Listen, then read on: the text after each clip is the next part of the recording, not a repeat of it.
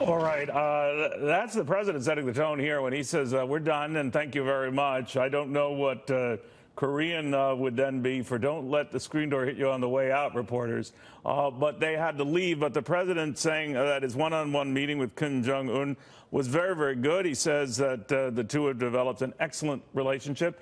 But they're hitting things off, at least at the get-go here, very, very positively. I'm not a body language expert, but I know Rob O'Neill, among many things, is a very good read of people. And Rob, one of the things this president has said, and he said it over the weekend, is I can measure someone and have a pretty good idea, oftentimes within the first for a few minute. moments, yeah. Yeah. Do you buy that? Yeah, I can buy that. And I've met with him before. And, you could tell at the end there, the president talks quite a bit, too. So he did a lot of the talking. But what he said at the end that you could barely hear is how he said, I look forward to working with you on this. Right. We're going to get it done. Just that confidence right there. And it's... When he says we're going to get it done, I heard that as well. He was referring to something at this meeting or something eventually. I'm thinking it's... I couldn't hear the whole thing. I'm thinking it's about the denuclearization and then, like, the path of not invading North Korea, kind of getting everything in writing that we're not going to do it. But, I mean, just the way they were talking, I kind of liked it. You got to figure you go from calling someone a mentally deranged dotard or whatever he called the president, and he's making fun of him for short and fat, little rocket man, all that stuff. But now they're... But we're going to get it done. Who should be saying that? I'm overanalyzing that. But isn't it up to the North Korean leader to say, we're going to get something done because I think I need to do this to make things right? Well, I think it's the people that were in the room. You saw John Kelly's in there, obviously a former Marine Corps general. You got Mike Pompeo, a military guy, Secretary of State, the diplomat. It's good that they're in there because you get the diplomatic side, the military might side. And, it's not going to be a United States, North Korea thing. It's going to be a North Korea, South Korea. We're going to need to get Japan involved. China's going to want involvement because they might see it as we're surrounding them. If you've got to figure, if we have access to North Korea, we have access to parts of China that we never have before.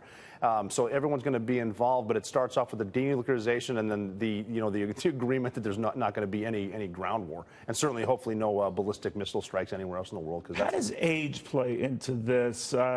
He's 33, 34 years old. The North Korean leader, the president, will be, I think, 72 this week. So what is your sense of how that comes into play, the age difference? I remember Nikita Khrushchev with John Kennedy was old enough to be John Kennedy's father. I mean, so how does that play out? I think it plays into President Trump's hands because you could even see the look on Kim Jong-un's face as he sees Singapore. I don't think Singapore was picked by accident. That's one of the cleanest cities in the world. It was also picked because they have really strict laws on protests. But just to see that, I mean, the supreme leader of North Korea is taking a tour of a greenhouse and casinos. And he's like, he doesn't get out much. No, and he doesn't leave North Korea. And they don't have electricity.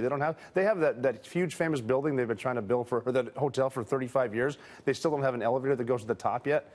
And they're seeing the stuff out there. I mean, maybe we could have this. Of course, then you get into the thing like, well, if we reunite, there's no way the regime's going to stay in power because, once the Korean people realize they've been brainwashed since 1953 or even earlier, that, I don't think they're going to democratically elect Kim Jong-un again. Yeah, and there's a lot of stuff you and I talk about this as well, this idea that a lot of people are saying, oh, you're talking to a butcher and a murderer, Mr. President.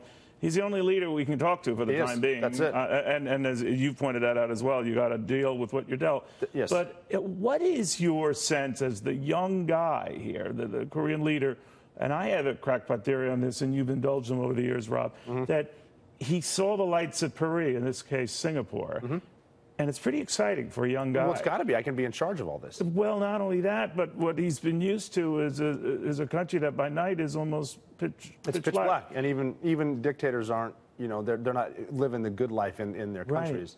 So how much of that, and you mentioned the Singapore location, the city-state that's thriving and that it's such a metropolis, I mean, how much of that is playing into this? I think it's a lot more than I think there's a lot more secret meetings and a lot more of the planning and logistics that went into it than they're telling everyone. Again, Singapore wasn't an accident. It's not in the DMZ just because Kim Jong-un's been. And you saw how happy he was when he skipped across the border. And, now he's in Singapore, like I said, one of the nicest cities in the world. This is all by plan. I think they started negotiating as soon as, even before, but when President Trump called the meting off. Yeah, I've never seen a rogue leader doing selfies. No. That was something that I don't know whether that's a good or bad thing. But let me ask you about this notion that they got to leave tonight.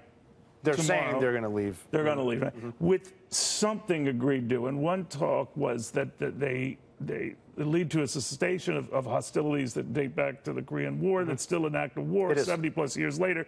Now, the reason I'm told that we're concerned about removing those hostilities right away because they take away the rationale for all the troops we have there. Is that true? It is true, but it's not like we're going to start pulling all the troops out and stopping the drills with South Korea. The sanctions are going to stay in place for now until the complete denuclearization, which will come with. It may not be American inspectors, but someone needs to get in there and check all of them. And how do you get rid of the? They have weapons. They have nuclear weapons, obviously.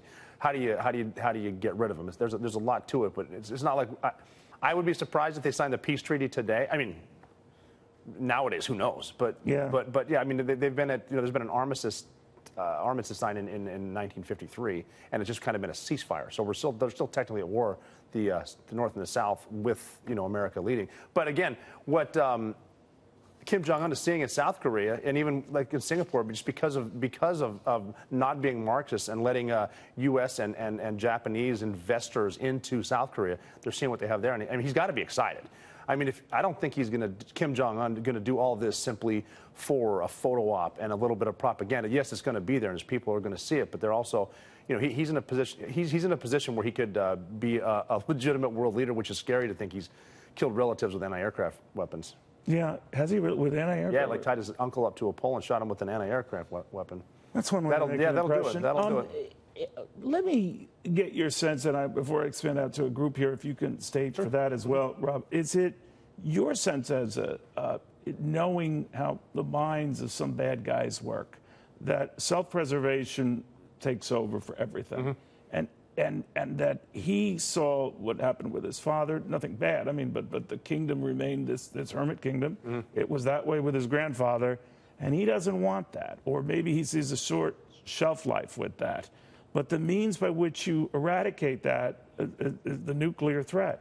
You give up those nuclear weapons, or you denuclearize completely, you've lost your bargaining. Yeah, you do lose the nuclear weapon. I don't think they ever wanted for offense, even though they threatened it. They wanted it for defense, so they could avoid being overrun. And so, yeah, if you give it up, you need to have some pretty strong paperwork and pretty strong agreements in place just to guarantee no one does it. And people don't know a lot about Kim Jong-un, and I don't know how much he knows about the world, but he was convinced that we were going to invade him. Like, we're invading that country. And he was raised under propaganda, too. You got to figure he brought his own toilet to Singapore. So, I mean, well, who doesn't? Well, yeah, right. Who doesn't? It's hard to fit in the carry-on, but we managed to pull it off. Sure. That is true. That's a true story.